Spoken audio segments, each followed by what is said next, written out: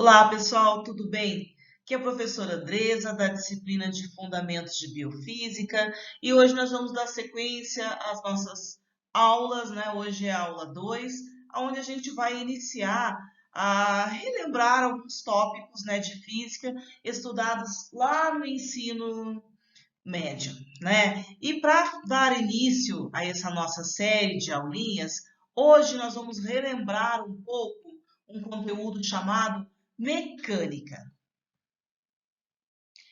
A mecânica pode ser dividida em duas partes. Os vetores, os quais são responsáveis por identificar a direção e o sentido dos movimentos, e pelos movimentos em si. Na aula de hoje, a gente vai começar a identificar e entender um pouquinho mais o que são esses vetores.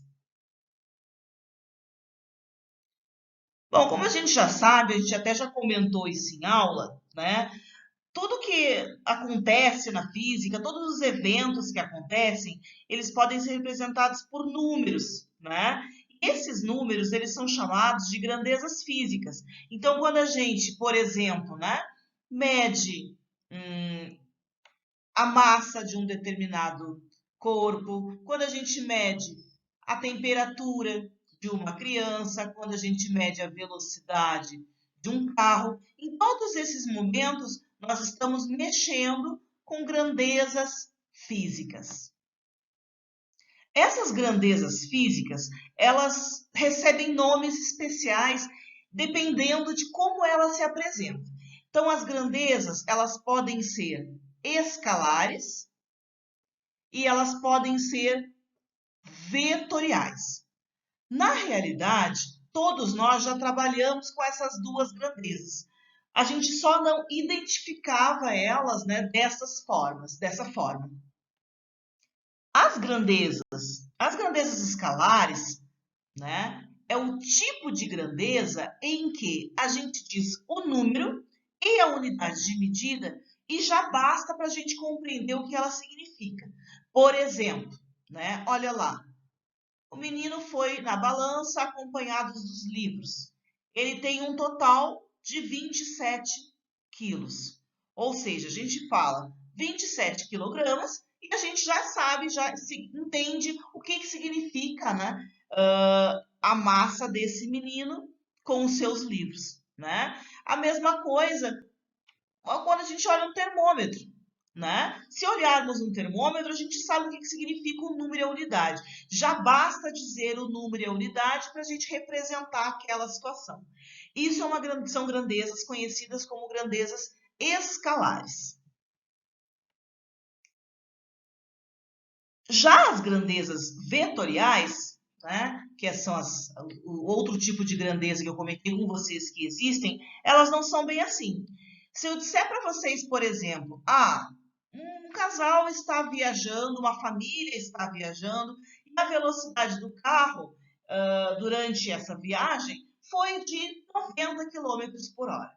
Bom, se eu digo isso, vocês podem imaginar que a situação acontece de várias maneiras diferentes. Então, o carro pode estar andando desse jeito, ou o carro pode estar andando, né? Assim, ou assim, ou assim. Ele pode estar em várias direções diferentes. Ou seja, nesse caso, não foi suficiente dizermos o número e a unidade de medida para a gente entender qual era a direção e o sentido desse movimento. Isso é uma grandeza vetorial. Eu não posso dizer só o número e o sentido para identificar o que está acontecendo. Assim, gente, ó, só a nível de informação. Essas grandezas vetoriais, elas são representadas por vetores, certo? E estes vetores, o conceito de vetor, ele não existe, tá? Ele foi introduzido na matemática por físicos para representar quantidades com direção, certo? Então, ele só existe matematicamente falando. Bom, um bom exemplo de uma grandeza vetorial foi o que nós demos anteriormente, né? A velocidade com que um carro anda. Aqui a gente tem um exemplo, né? de um carro em movimento, é uma grandeza vetorial. Mas força, né, que a gente representou aqui, ó, também é uma grandeza vetorial, né? A gente precisa dizer, informar qual é o sentido do movimento aqui com que o homem empurra o carrinho. Senão a gente não sabe dizer para que lado ele está indo. A mesma coisa aqui, ó, a gente tem que informar qual é o sentido do movimento do helicóptero. Ou seja, o deslocamento que o avião percorre, né, neste caso aqui, também é uma grandeza vetorial. Resumindo, grandezas escalares são aquelas onde a gente diz o número e a unidade de medida e já é suficiente para a gente compreender o que está sendo medido. Como aqui, né? Ó, 1 quilograma tem esse pezinho. Este aqui já tem 2 quilogramas. O número e a unidade já foram suficientes para representar o que está acontecendo. Já as grandezas vetoriais, né? Não basta dizer o número e a unidade, é necessário informar a direção. Senão, com aquela velocidade, ó, o carro pode estar indo para várias direções e sentidos diferentes. Ó, então, eu posso ter o carro a uma determinada velocidade indo para cá. Esse carro, na mesma velocidade anterior, pode estar indo para cá, ou pode estar indo nesse sentido de direção. Ou seja, esse tipo de grandeza, eu preciso informar a direção e o sentido para compreender o que está acontecendo com o movimento deste corpo. Levando isso em consideração, então podemos já dizer, né, que as grandezas vetoriais, né, elas sempre vão ser representadas por 3 características. Pelo valor numérico, que a gente vai chamar de módulo, certo? Por uma direção e por um sentido. A gente vai precisar sempre, certo? Dessas 3 qualidades, digamos assim, para representar um vetor, certo? E o vetor, como ele precisa ter direção e ele precisa ter sentido, ele sempre vai ser representado por uma seta. Então, essa aqui é a representação de um vetor. É uma seta, certo? E essa seta ela é representada também por uma letra, e essa letra sempre vai ter uma setinha na parte de cima. E essa setinha vai ter sempre a direção mostrada na imagem. Resumindo, vetores são grandezas físicas que ficam completamente caracterizadas, estabelecendo para a mesma uma intensidade e uma orientação.